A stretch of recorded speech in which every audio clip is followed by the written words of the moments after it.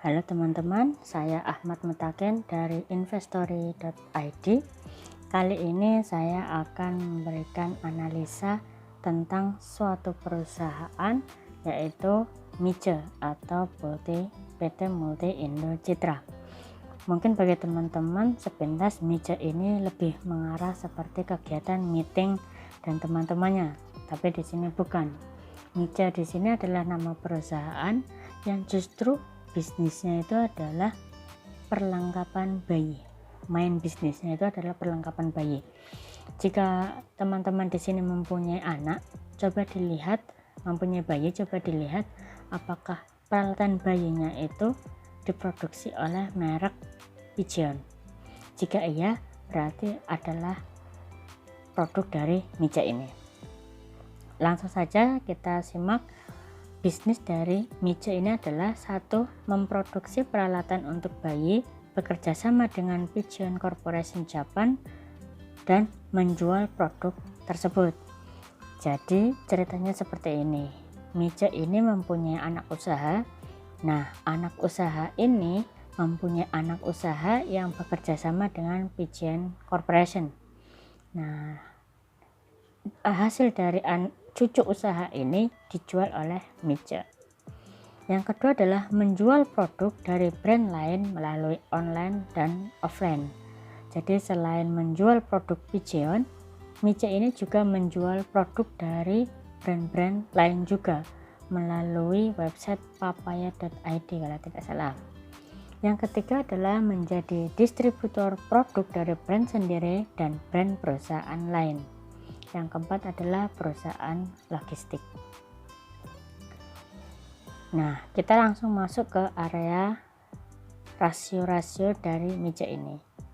Saat saya mengambil video ini, harga Mice di 412 dan sesuai dengan laporan Q3 tahun 2021, Mice mempunyai IPS 52.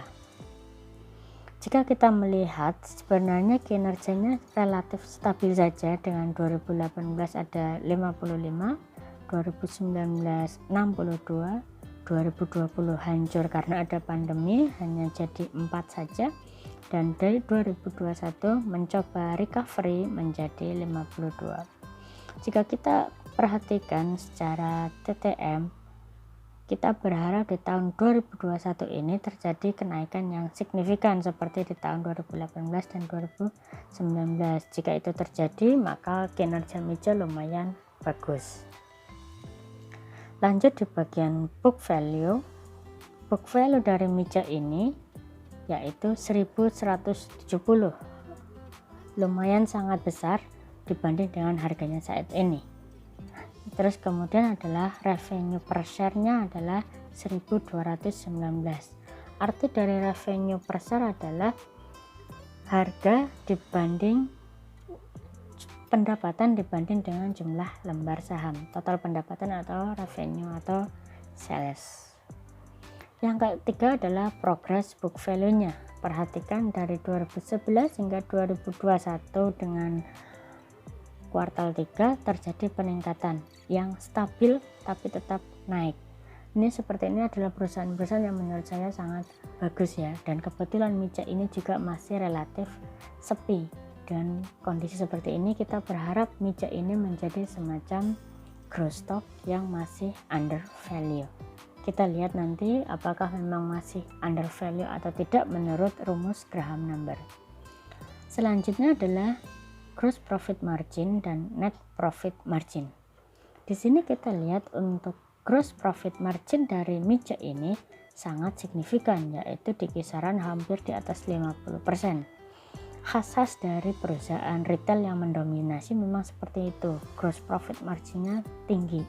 Itu juga artinya adalah memang mendominasi atau market leader. Namun sayangnya kinerja gross profit margin yang tinggi tidak diimbangi dengan net profit marginnya yang hanya di kisaran sekitar 5%, dan itu juga masih terlihat tidak stabil atau naik turun.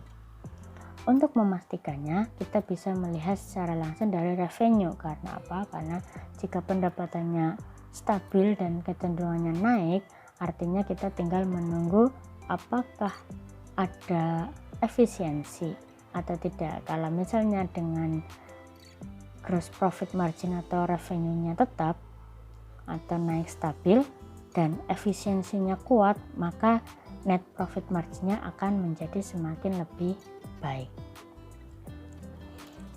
Rasio yang berikutnya adalah ROE dan DER. Di sini sangat terlihat bahwa ROE-nya sangat tidak stabil. Di 2016 kisaran 3%, 2017 naik menjadi kisaran 10%, namun setelah itu turun. 2018-2019 sebenarnya ada kenaikan sedikit, 2020 agak ambiar, dan 2021 mencoba recovery. Nah, dari sini kita semoga juga berharap Mice ini menjadi semacam turnaround stock, artinya kinerjanya berbalik dari yang tadinya memang kinerjanya tidak terlalu baik menjadi baik. Untuk DER-nya atau debt to equity ratio-nya juga mengalami peningkatan sedikit, namun tetap relatif stabil dan masih aman karena di bawah 52%. Kita lanjut di bagian sekilas keuangan. Yang pertama dilihat adalah share out. Kita perhatikan dari 2015 share out-nya sama 600 juta, artinya memang dari pihak PSP tidak melakukan kegiatan aneh-aneh seperti stock split, seperti right issue dan lain-lain. Yang berikutnya adalah tentu saja market cap. Market cap-nya dengan harga saat ini 412 menjadi 247 miliar. Apa yang akan kita dapat apabila kita mengakuisisi Mice dengan 247 miliar? Kita akan mendapat cash sebesar 49 miliar. Relatif sedikit. Tapi kita lihat kembali berikutnya adalah Mice ini mempunyai aset 1 triliun dengan total hutang hanya sekitar 330-an. Artinya kita masih mendapat equity sebesar 700 miliar. Jadi sebenarnya masih sangat bagus ketika market cap-nya lebih besar dibanding market cap-nya lebih kecil dibanding total aset dan total equity. Selain itu, kabar gembiranya adalah revenue-nya juga jauh lebih tinggi dibanding market cap-nya. Artinya apa? Artinya ketika kita kembali tadi membeli saham Mice seharga 240 miliar, kita mempunyai sebuah perusahaan atau sebuah bisnis yang menghasilkan 700 miliar. Bayangkan saja ya. Artinya kita sebenarnya sudah untung. Yang berikutnya adalah kita perhatikan dari 2015, revenue 2015 sekitar 500 miliar dan sekarang 700 miliar. Tidak begitu bagus karena masih banyak perusahaan-perusahaan yang saya temukan itu hampir 2 kali lipat secara revenue, tapi juga tidak buruk karena tetap ada kenaikan. Dan kita berharap nanti ada di bagian belakang ada hal-hal yang kita berharap bisa menjadi lebih baik. Selanjutnya adalah info laporan tahunan dan keuangan. Yang pertama adalah menjual saham PT Pigeon Indonesia ke Pigeon Singapura. Ini sebenarnya menjadi kabar buruk bagi para investor Mice. Karena apa? Karena Mice ini mempunyai cucu usaha yaitu PT Pigeon Indonesia yang sahamnya justru dijual ke Pigeon Singapura. Saya menelusuri alasannya namun tidak menemukan. Semoga teman-teman di sini bisa menemukan ya. Karena lucu saja ketika cucu usaha yang memberikan kontribusi pendapatan terbesar ke kita justru malah dijual. Selanjutnya adalah menjadi distributor dari brand sendiri dan brand perusahaan lain. Ini juga menjadi kabar gembira karena ternyata ada 33 brand yang menjadikan Mice itu sebagai sarana distribusinya. Salah satunya adalah Hot Wheels, Glide yaitu pewarna ruangan, hoki, saham hoki atau yang beras, kemudian Mustika Ratu. Hoki ini nanti ternyata ada poin plusnya. Berikutnya adalah Mice ini berinvestasi di saham MDLN atau Modern Land Property. ini juga sebenarnya menjadi catatan tersendiri. Karena apa? Karena MDLN ini masih menjadi perusahaan keluarga, masih ada sangkut pautnya sedikit. Karena apa? Karena MDLN ini didirikan oleh keluarga Honoris dan direktur utama dari Mica ini adalah Pak Anthony Honoris.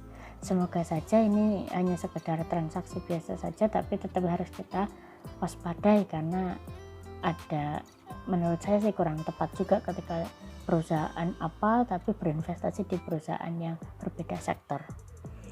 Yang terakhir atau yang keempat adalah ada investor, yaitu Pak Soekarto Bujung. Bagi teman-teman yang tidak tahu Pak Soekarto Bujung, beliau adalah pemilik dari saham Hoki atau Topikoki, kalau salah, perusahaan beras terbesar di Indonesia. Nah, Pak Soekarto Bujung ini ternyata memiliki saham di Mica sebesar 10%. Menurut saya ini juga suatu kabar gembira karena perusahaannya mempercayakan ke Mica sebagai distributor dan pemilik perusahaannya juga membeli saham dari Mica. Sebuah kolaborasi yang menurut saya sangat menarik bagi kita.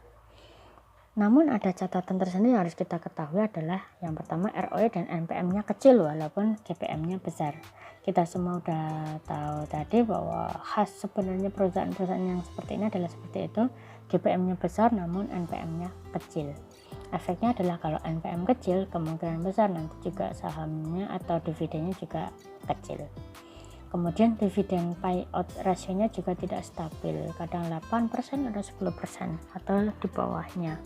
Ini juga bagi kita seharusnya menjadi catatan. Terus yang terakhir adalah yang tadi saya bilang tentang saham MDLN. Mica ini justru berinvestasi di saham MDLN, investasi di perusahaan keluarga, itu sebenarnya juga harus menjadi catatan.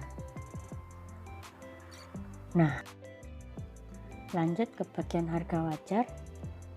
Mica dengan EPS 52 dan book value 1170, harga wajarnya 1170. Ini rumusnya menggunakan Graham number ya. Dan harga sekarang yaitu 412. Artinya masih mempunyai MOS sebesar 184%. Apabila teman-teman ingin menggunakan target keuntungan hanya 20% dengan harga pembelian 412, maka bisa dijual di harga 500. Kesimpulannya adalah menurut saya Mica ini layak investasi, tapi mempunyai kinerja yang biasa saja dan mempunyai beberapa hal kekurangan yang bisa saja kekurangan kualitatif, yaitu PSP-nya yang agak gimana karena berinvestasi di perusahaan keluarga. Tapi secara kinerja perusahaan menurut saya biasa tapi cenderung bagus. Mungkin itu saja yang bisa saya sampaikan terkait dengan saham Mica ini. Semoga bermanfaat. Terima kasih.